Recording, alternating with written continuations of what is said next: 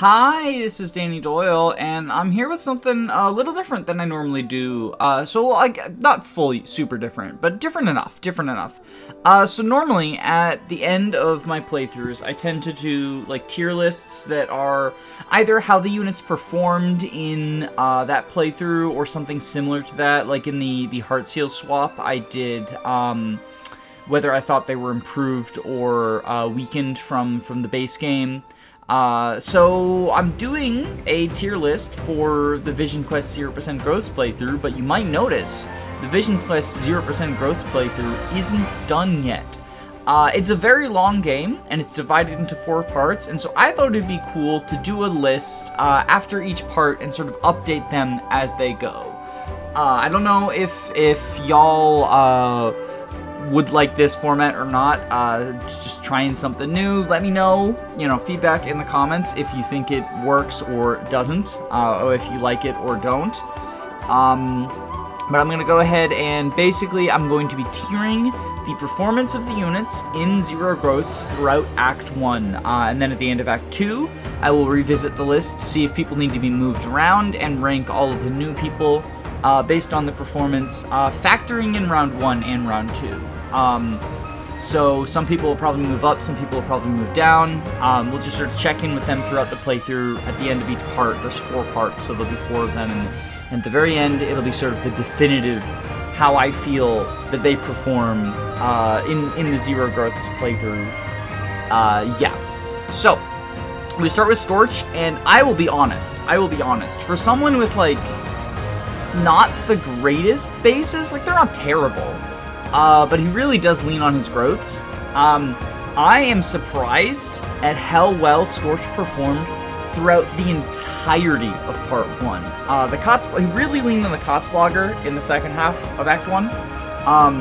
But being able to, I didn't have a mage for a while. I would say not even in the second half. Even once we got a third of the way through Act 1, he was really leaning on the Kotzblogger. But we didn't have a mage for quite some time. We didn't have a mage until we got Titus. Yes, we have Lara. Lara's not cutting it on her own. She's, not even doubling all the Armor Knights. So we needed something to delete them, and, yes, there was Zinzar with the hammer.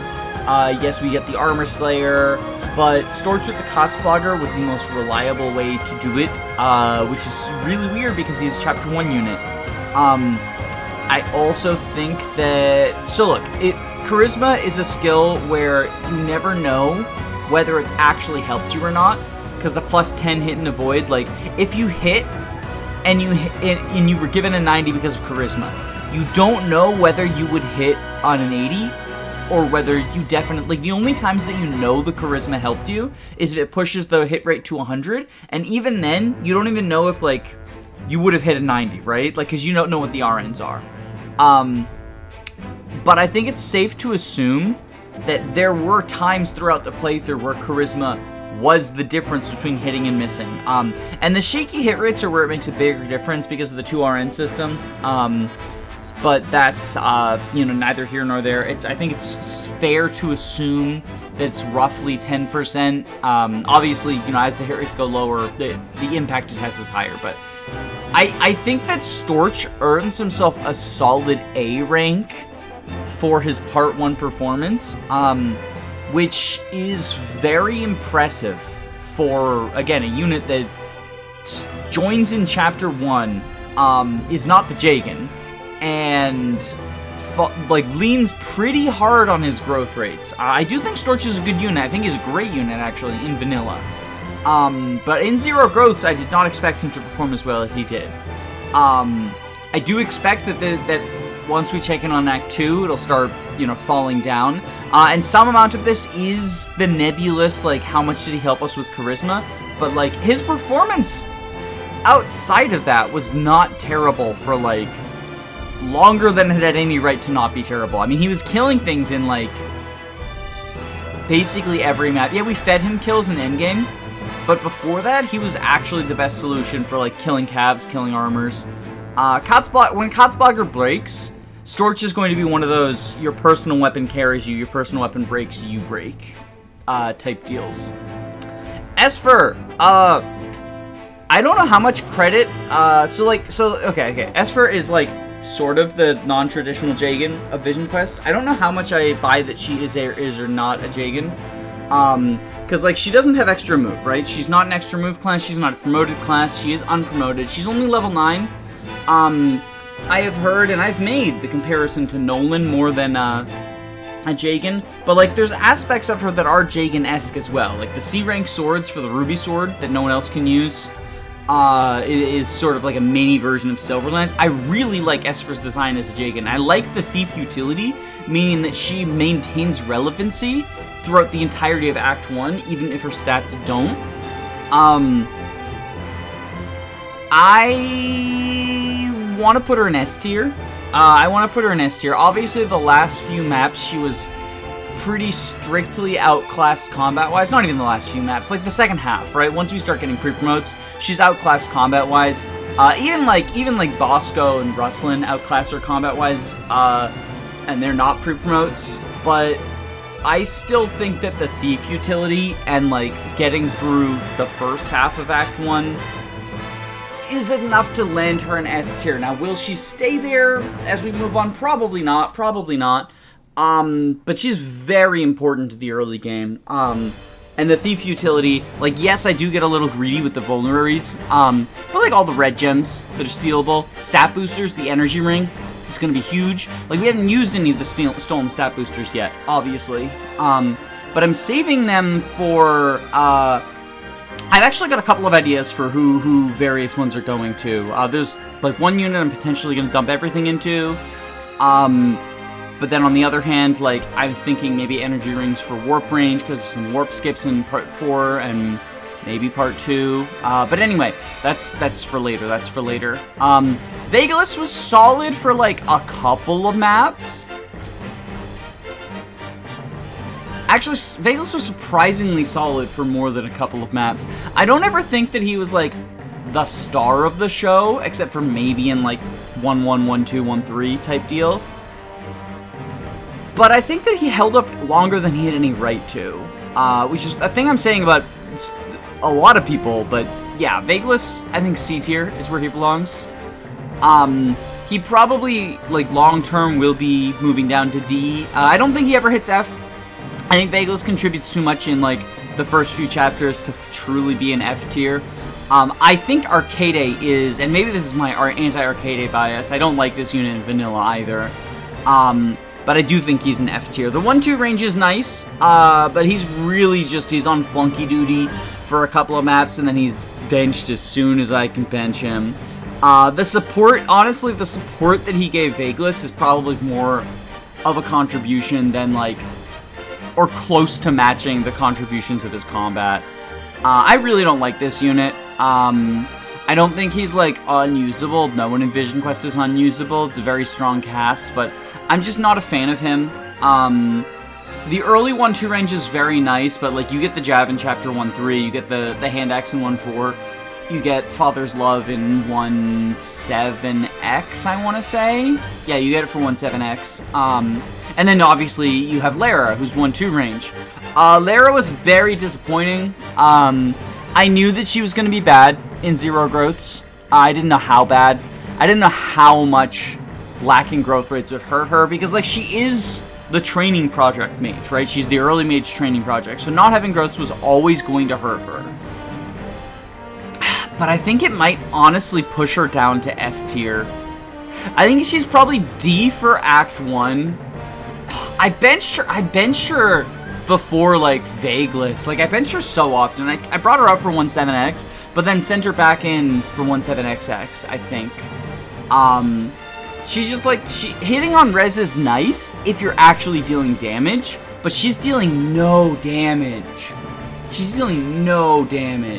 I think I'd leave her here for now, but she's definitely moving down once we get to 2, and, like, her contributions are minuscule compared to the, like, the percentage of the game she contributed to so far is already very small, and it's only going to get smaller. Natsuko, probably also D tier. This is another unit who was really hurt by the lack of growth. Actually, she's probably C tier. She was surprisingly phrase of the day, surprisingly competent. For longer than you would expect. Being able to wield the Lady Blade and the effective damage that came with it was definitely part of it, like being able to use that against the boss of 1-4, the boss of 1-3, just the unrestricted movement was nice too. Like, she was really good for some rescue drops, even once her combat utility wore off. Yeah, I think C tier is where she belongs for now. Most people from part 1 are moving down at some point. And that includes Larissa, because Larissa had an S tier performance in part 1, but she's not an S tier performance. Like, she's probably never getting fielded again. Which, I say probably because, like, so Strong Riposte, very good. She's reasonably bulky. She's in line for general promotions. And Father's Love has like 6 uses left. Like, I could see a world in which I deploy her in like a part 2 map, like maybe the chicken map, maybe the boat map. But it seems unlikely because we're gonna start getting better units. We already have quite a few better units, but we're gonna start getting even more better units. And that's unfortunate because she is probably, I would say she's definitely a top 5 in vanilla. And she's probably like the most. I expected you to be good in 0%. I didn't know how much I would lean on her. Like Father's Love, even though it was only around for a couple of chapters before Larissa broke, it didn't break, but Larissa did, was huge. Her being the only Lance user, so like she gets unrestricted, for a while at least. She gets Horse Slayer on her own. She's the only bulky unit I have for a very long time. Like, she was the only bulky unit I had until, like, Hollis joined, honestly. Like, I guess Bosco's medium bulk, but, yeah, Larissa, very, very fucking impressive. She's probably going to still be a high tier as we, like, move on. But just the percentage of the game that she contributes to will go down. Marlon, probably, he can hang out with his girlfriend there. They can hang out together. The tiers are not ordered, by the way. I'm just dragging them and dropping them in. But yeah, Marlon was, as Marlon is, not great at base. The Brother Sword helps him a lot in vanilla and helps him even more when he doesn't have growths. I do think that the general approach to Marlon is if he levels good, you use him, and if you don't, you bench him. But you do use him when he has the Brother Sword, because it's quite nice. It's only +3 to each defensive stat, but it is brave, it has a little bit of crit on it. It's generally going to be more damage output than, like, an Iron Sword, because he's usually not doubling. And the extra bulk is, like +3 defensive res doesn't seem like a lot, but when everyone is frail as fuck, it actually is. And he can take on mages without, like, necessarily needing to get barrier staffed. Like, he's a good way to kill mages, too. Just because of the braveness. But, yeah. Maybe he goes up here for now, and he probably goes down. I think he goes up here for now. He's a little bit better than Lara. I talked myself into it. Does that mean Natsuko goes up? I think maybe this is actually probably more appropriate. I think maybe because I just finished, I'm like sort of disregarding the early game portions. Like late game bias. If you're ever looking back on a playthrough, you sort of get the late game bias. But they did contribute quite a lot in the early game, so I think this is probably more accurate so far. Onasim was just a staffer. I deployed him in 17XX because he's bulky and could potentially, like, take hits that I didn't necessarily think that Onasim can, right? Or he's Onasim. Oisin, fuck. But the fact that he's bulky and could take hits, I thought was like a boon for 17XX is a very threatening map. I'm not sure if that was the correct decision. It did delay Oisin's promotion by 1 map, but at the time I didn't think I'd be promoting her. Just because comparing her to Tien, the stat difference is like... it's not that big, but it was enough that I was like, maybe saving Nerf Seal for him. But I decided that, like, several maps of magic is better. Of fast magic is better. But on topic of Odyssey, like, he's just a staffer. He's just a staff bot. He probably goes down to F once the percentage of the game where he's the only staff bot is lower.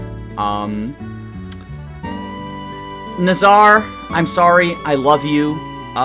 You did not contribute much. You killed some shamans with Moonrazor, which is good. Like, your combat was good filler for a while, for a couple of chapters, and that's probably enough to earn you, like, a Marlin slot. But, like, you're not staying there. This is, again, just the part 1s, which I'm sorry, but you'll end up in the same tier as your boyfriend, probably.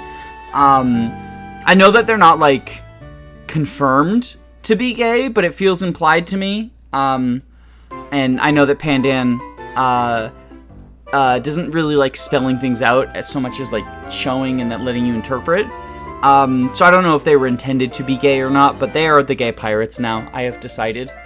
That is just how they be. They're just boyfriends. Dewey, staff utility, but on a horse.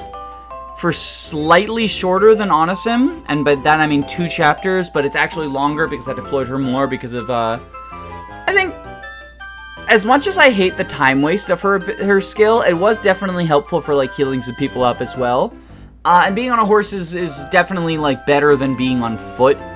I think she's probably she did a lot of rescuing, too, and her magic was high enough that, like, oh no, it's not. Her magic is not high enough. She's still just getting the base 5 rescue. But the fact that she has movement for that, I'm putting her up here, because it'll make people happy, and she is moving down later, so I want to make people happy. Sri, basically just the same thing that I said about Marlin and Nazar, like sort of fillery combat. Both of these tiers are kind of fillery combat, and this is like less than ideal fillery combat, and this is more than ideal fillery combat, or ideal fillery combat, I guess, or for longer. Like, some of it has to do with how long they were good as well. I think Suri was probably just, it was shorter, it was too short, because I didn't really deploy him after, like, sorry about that, I had a major coughing fit, but I'm back now. But yeah, Suri just, like, I used him on Join, I used him for 1.7, 1.7x, 1.7xx, and I think 1.8, but then, like, once Lajos was around, I actually didn't really use the other 2 bow boys, and it's not even, like, a one of every class type thing, it was just, they paled in quality to my non-bow units. It would have been nice to have someone, like, potentially, it could have been nice to have someone to shoot down the scary wyverns, but I had, like, worm slayers and wyvern spears and stuff like that, so yeah, largely unnecessary. I'm pretty happy with him right here. Gunner feels sort of like picked up the torch from Vageless as like just sort of a guy who has okay stats. Isn't really working towards anything because I know his stats aren't okay enough for like even the mid game, but is doing stuff. He's like doubling stuff. He as opposed to Vageless where he's like bulkier than you would necessarily expect. He ends up being frailer than you would necessarily expect, but like it was fine because he was mostly just player facing and like doubling and killing things anyway. The fact he could double things that a lot of other units couldn't, maybe that actually puts him in. No, I don't think so. I think he's B. He's very close to A. It's B, and he probably, honestly, he might move down next time, but yeah, I think it's B. I think it's B. Oisin performed incredibly fucking well. Surprisingly well. After I shit on her in the unit review, Oisin was, like, clutch once I promoted her. Now, granted, I didn't promote her until after the arson map, so she was only promoted for 2 maps, so maybe it's recency bias. But she was, like, super necessary for killing high defense enemies like Armor Knights. She was very good at killing other enemies like Cavaliers, Wyverns. Like, she was good at killing things that were not just Armor Knights. She was often doubling. This unit was very good. And she also gets, like, the staff utility stuff that Onisim gets and Dewey gets. Yeah. Oisin was quite good. You know who else was quite good? Her brother. Her brother was also quite good. Bosco was phenomenal. Bosco's bases are just like he's a little bit slower than Zoya, but he joins much earlier, and he's stronger. Like, he's just great all around. This is what every GBA soldier should aspire to be. Bosco is the fucking GOAT. In fact, you know, I know he was only around for, like, what is it, 1.7, 1.7x, 1.7xx, 1.8, 1.9, 1.10, 1.11, 1.12, or rather 1.12 is, I think, one endgame. But that's, like, half of the time. That's more than half the time, yeah, so, I mean, if Larissa and Esper are up here, Bosco probably performed better than them, and was around for about as long if you count, like, benching as not being along, or if you count, like, just Thief utility as not being around. Yeah, Bosco's the fucking GOAT. Rustlin, quite good. Quite good. I think that he will actually, like, I think he's one, so we're getting to the part 2 units that are probably going to move up. But I just think Rustlin didn't have the time to shine that perhaps he needed. I didn't really make use of Repo that much either, but that's simply because, like, there weren't too many opportunities to make use of it. I did when it was relevant, like to get people out of the way, but more often than not, like, because I'm not one-turning or two-turning or, like, fast-turning maps yet, Repo on Rustlin was not as good as, like, it's gonna shine as we go forward. Rustlin is a very good unit, and one of the reasons that I want to do Zero Growths is to show that Rustlin would still be an S-tier unit if he didn't get a single point of relevant stats on level up ever. Flying Repobot is just a very good role to be in. So I'm very big on this unit, and he will, spoilers, probably be moving up as we get farther into the game, and as his strengths shine. He is one of the units. I know that one of the criticisms of Vision Quest is that there's a skills system, but the skills are often irrelevant, and I think that that's a fair criticism. I don't think the skills are always irrelevant. I like that they are a light skill system. It feels very much like Tellius. It feels very much like FE4, FE5, and that, I like that skill vibe more than, like, the Awakening, Fates, Engage-esque things, where skills make the unit. Skills just add to them in this, and I really like that. But Rustlin is one where, like, you cannot say that Rustlin's skills don't matter. Specifically Repo. Like, his level 15, take it or leave it. But Rustlin is a unit who, like, I wouldn't say lives or dies by his skills, because his combat is also quite good, but he lives by his skill at the very least. Lajos is currently S tier and probably will remain there. He's just so useful. Like, doubling almost everything. I think he actually doubles everything on his join map, and then almost everything on the arson map, and most things going forward for the rest of part 1. Like, and he's got the crit bonus, so we can reliably set up crits on turn 1. Like, I use that to get rid of a sleep staff. Maybe he's only A just because he wasn't around. Like, he has the availability problems that Rustlin has. So maybe he's only A for now, but he will be moving up. Lajos is a very good unit. And I don't really use him in vanilla, but that's not because I don't think he's good.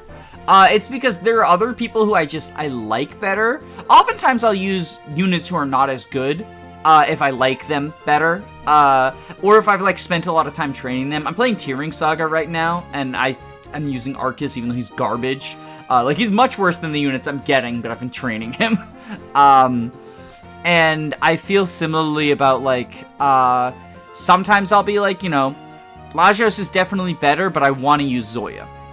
I want to use XYZ unit from Storch's squad, right? Like, whether that be Onisim or Lara or not you, but Vageless. You know, I want to use someone else, so even though Lajos is better, I don't end up using him. But obviously I have to use him in Zero Growths because, like, he's leagues better than these other units. Titus also quite good. I think probably here-ish. Might move down because Dire Thunder is running out and, like, he's not doubling anything. He will get staff utility in part 2 when he promotes with his story promotion.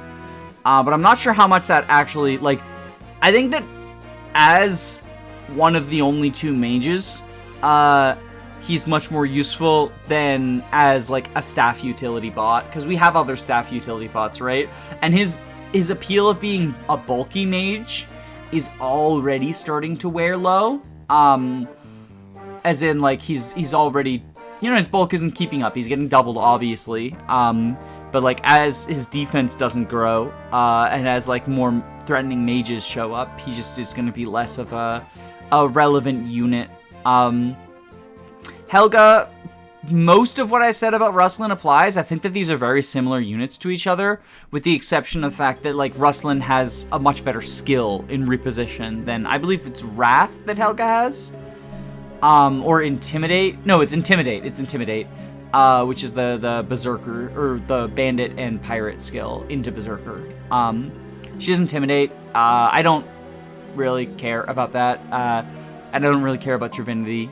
So it's mostly just her stats. And her stats are, like, I went over in the unit review. She's very similar to Rustlin. She has actually, like, shined a lot in these last couple of chapters, with the promotion pushing her to the point where she's doubling some things that she wouldn't otherwise. And those slightly better stats than Rustlin, those slightly better bases than Rustlin, just sort of, like, allowing her to perform quite well.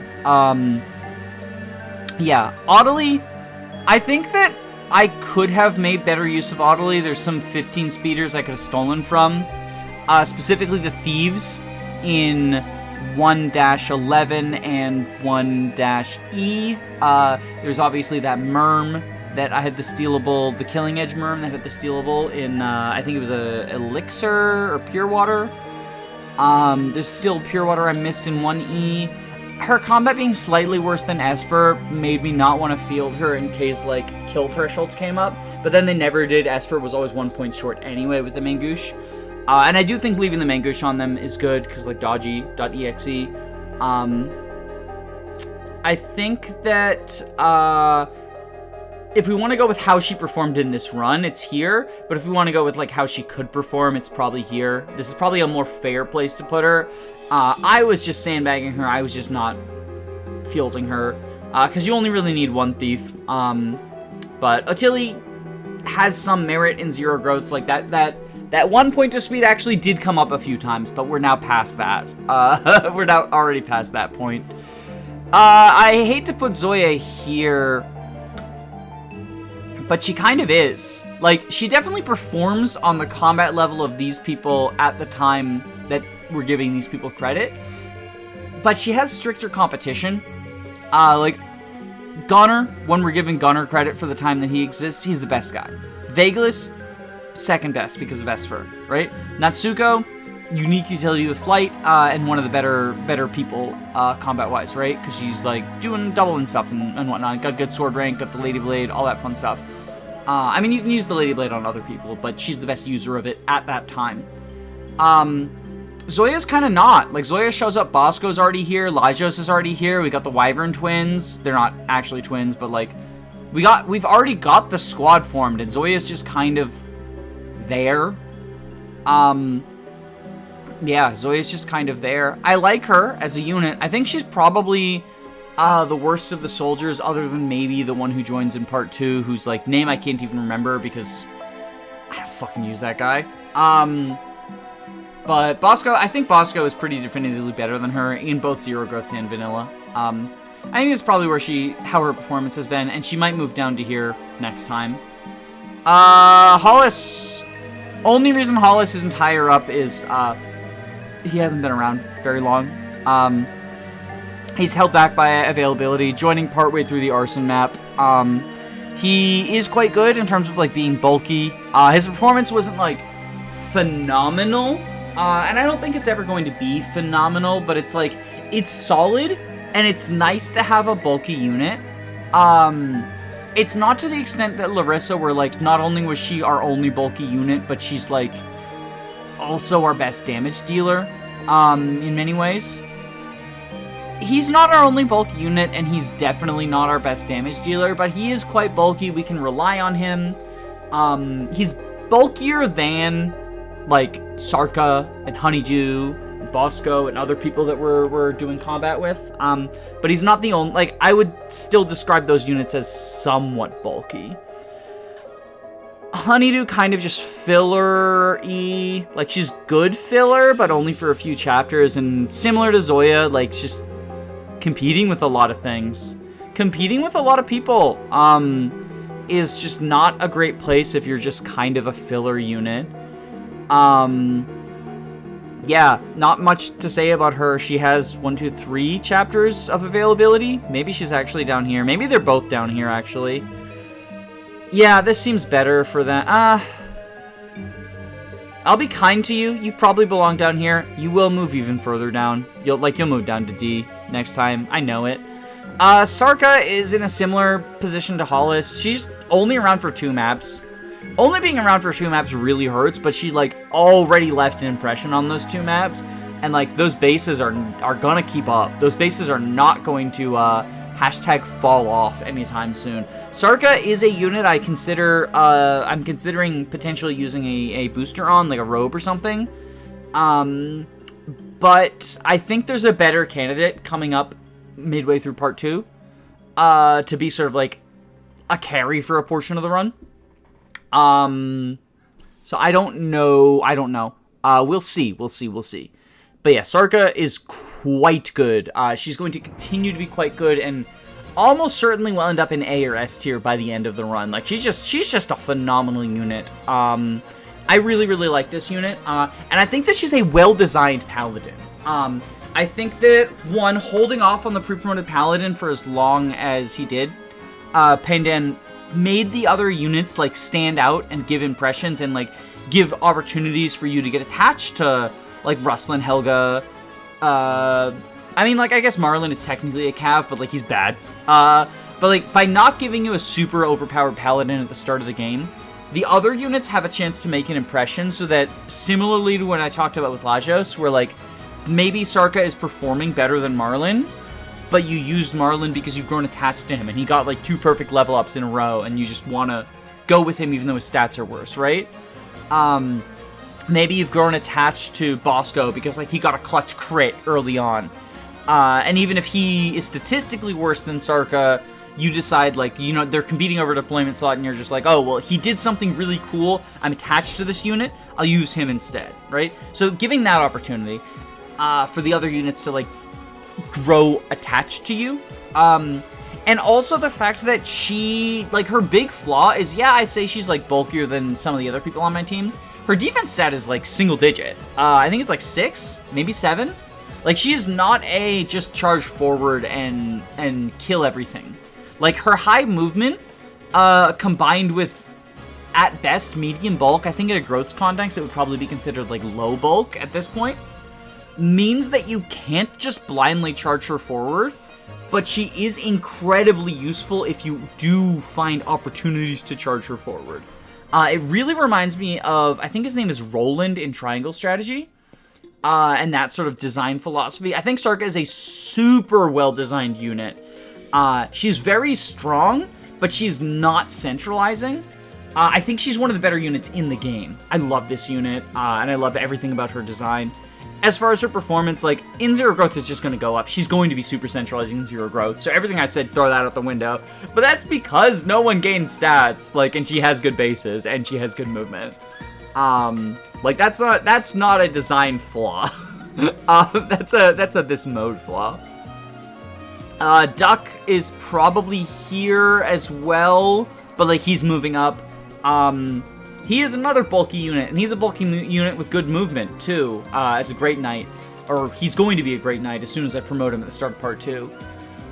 It's just, like, he has had 1.5 maps to show himself. And, you know, we killed the last 2 bosses with him. I'm all in on Duck. This is not a unit I like. This is a unit who I actually think performs quite poorly in an average playthrough, but I'm all in on him. I'm very excited to use this little eye patch man. I love his unpromoted model, with how it has the eye patch. I love that. It's another, I love all of the unique battle palettes that these units have. But yeah, I think this is where everyone has performed in Act 1 Zero Growths. Obviously, do not take this as like a definitive tier list of how they perform in vanilla. This is a very different context, and this is also only accounting for a quarter of the game. So people will be moving around, but this is where I've got them for now. And we will check back in after part 2. Yeah, hope you enjoyed this. Let me know what you think of this new approach to the playthrough tier lists, like checking in partway through. Does this work, or do you think it's dumb?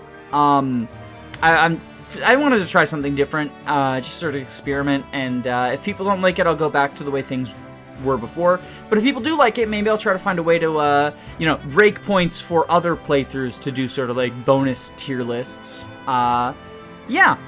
Hope you have a wonderful day. Bye-bye!